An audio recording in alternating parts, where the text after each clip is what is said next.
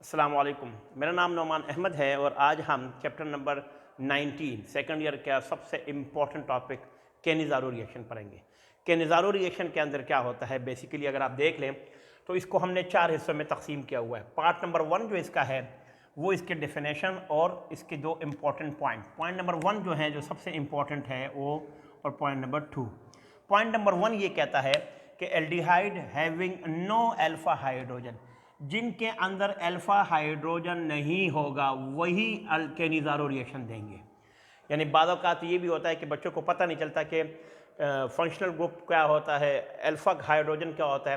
तो alpha hydrogen समझने के लिए अल्फा कार्बन का होना बहुत ज़रूरी है। यानी अगर फंक्शनल ग्रुप है, मिसाल दे रहा हूँ, ये एक फंक्शनल ग्रुप है एल्डिहाइड, इसके साथ जो कार्बन अटैच है उसके साथ जो हाइड्रोजन अटैच है। अब देखिए बेटा, ये फंक्शनल ग्रुप है पूरा, इसके साथ जो कार्बन है इसको अल्फा कार्बन कहेंगे, और अल्फा कार्बन के साथ जितने भी हाइड्रोजन हैं वो कहते हैं अल्फा हाइड्रोजन।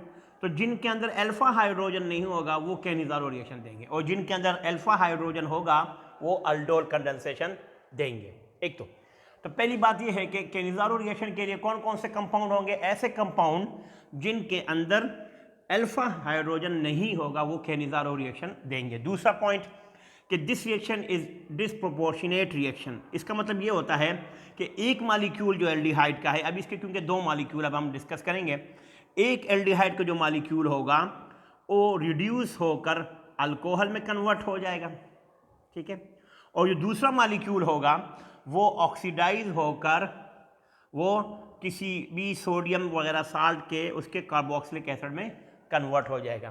तो एक मालिक्यूल की ऑक्सीडेशन होगी और दूसरे मालिक्यूल की क्या होगी, रिडक्शन होगी। तो ये इसके दो बहुत इंपॉर्टेंट पॉइंट है, याद रखना। इसके बाद इसके रिएक्शन की तरफ आते हैं।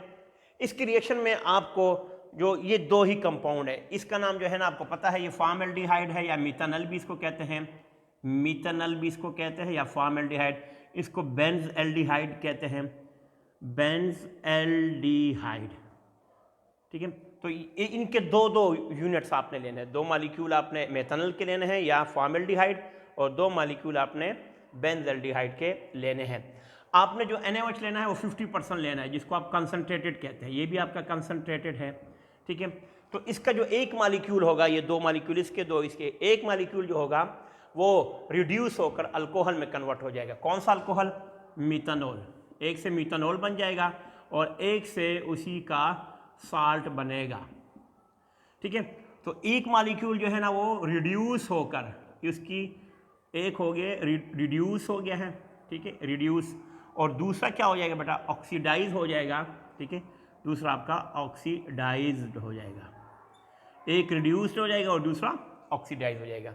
तो जो रिड्यूस होगा वो अल्कोहल में कन्वर्ट हो जाएगा, और जो रिड्यूस ऑक्सीडाइज हो जाएगा वो सोडियम साल्ट में कन्वर्ट हो जाएगा। तो ये दो मालिक्यूल इसके कन्वर्ट हो जाएंगे, ठीक है। इसी तरह मालिक्यूल है वो भी 50% कंसनट्रेटेड NaOH के साथ रिएक्ट करेगा, तो इसका एक मालिक्यूल जो है ना ये एक अल्कोहल में कन्वर्ट हो जाएगा, जिसको हम बेंजाइल अल्कोहल कहेंगे। ये बेंजाइल अल्कोहल CH2OH, और दूसरा सोडियम बेंजोइट में कन्वर्ट हो जाएगा। तो ये सोडियम, ये बेंजाइल अल्कोहल है, इसको बेंजाइल अल्कोहल कहेंगे, और ये सोडियम बेंजोएट, सोडियम बेंजोएट इसमें कन्वर्ट हो जाएगा, ठीक है। तो ये इसका केमिकल रिएक्शन था जो कि आपने डिटेल में इसको याद करना है, इसकी प्रैक्टिस करनी है। अब हम आगे जाते हैं इसका मैकेनिज्म। जी, अब हम केनिज़ारो रिएक्शन का मैकेनिज्म पढ़ेंगे। केनिज़ारो रिएक्शन के मैकेनिज्म के लिए हमें दो तीन चीज़ें चाहिए। सबसे पहले तो आपको पता होना चाहिए कि आपका जो रिएक्शन है वो क्या है। तो अगर आपको रिएक्शन में थोड़ा सा एक दफ़ा लिख कर दे दूं तो आपको पता चल जाएगा कि ये वो रिएक्शन है जिसकी हमने क्या करना है। अगर हम इसको ऐसे शॉर्ट में लिख दें, मैं इसको थोड़ा सा शॉर्ट करता हूँ।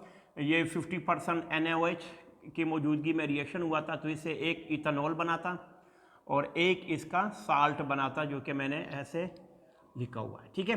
अब जाहिर सी बात है कि ये जो NaOH है ये डिसोसिएट होके NaOH में कन्वर्ट हो जाएगा, ठीक है। NaOH जो है ना ये आपके पास सोडियम में और OH आपके पास ऐसे कन्वर्ट हो जाएगा, ठीक है।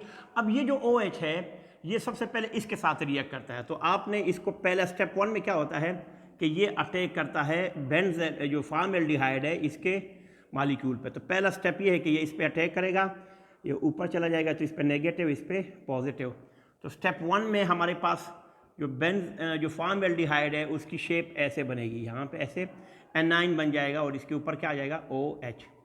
स्टेप 1 तो ये हो गया। स्टेप 2 में क्या होगा बेटा, इसको उठा के दोबारा यहाँ पे हम लिखेंगे, तो इसको दोबारा हम यहाँ पे लिखेंगे तो ये बन जाएगा HO, ठीक है। और आगे पास क्या है आपके पास नेगेटिव, ये H और ये क्या है OH। ये मॉलिक्यूल जो है एनाइन ये इसके दूसरे मॉलिक्यूल पर रिएक्ट करेगा, तो इसके पास क्योंकि 2 मॉलिक्यूल है फॉर्मल्डिहाइड के, ठीक है। तो मैकेनिज्म में क्या होगा, अब देखें ये अपना बॉन्ड अंदर शिफ्ट करेगा, ये बॉन्ड निकल जाएगा, तो ये वाला जो H है वो यहाँ से अटैक करेगा और ये ऊपर चलेगा, इस पर नेगेटिव आ जाएगा।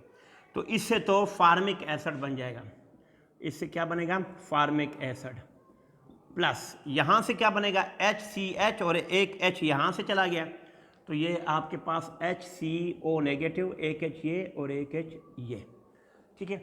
अब अगले स्टेप में क्या होगा, देखें कि ये जो है ना ये वाला, ये यहाँ से एक हाइड्रोजन ले लेगा, यहाँ से एक हाइड्रोजन ले लेगा, तो ये तो रिलेटिव किस में, इन दोनों का जब आपस में दोबारा रिएक्शन करेंगे इन दोनों का, ठीक है, तो इससे तो मिथानॉल बन गया, देखिए मिथानॉल बन गया, प्लस पीछे क्या बच गया HC double bond O negative, यानी HC double bond O negative.